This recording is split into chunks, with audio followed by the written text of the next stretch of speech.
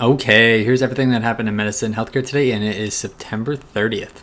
Starting us off today, we have two studies when it comes to COVID 19, and the first one is going to be covering an antihistamine that is given nasally. In the study, they found that by giving them routine nasal sprays, they were able to reduce the likelihood of developing COVID 19 by about 70%. They also found that other common rhinoviruses, like your common cold, were also reduced in their symptoms and their frequency.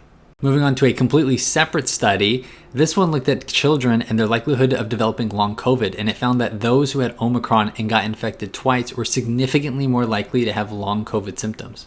Before we get into the rest of it, if you want to stay up to date with the latest healthcare and medical news, you can find the link in my bio to my Substack, where you'll get a daily email with not only the links to all of the studies, but a more in-depth analysis than what you get here. You can also find some links to support the page as well. Donald Trump's administration has just announced a governmental website directing you to Pfizer in order to get discounted prices anywhere up to about 50% off.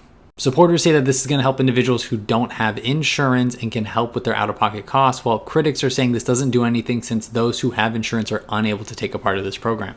Lastly, we have a national survey that was looking at individuals between the ages of 50 and 60 years old that found that many of them, up to about 15%, end up meeting criteria for things like ultra-processed food disorders.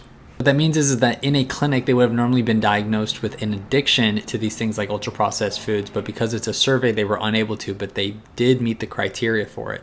That's all the major news for today. If you want to stay up to date, you can find the link in the bio to the Substack, and I will see you tomorrow for the rest of the news.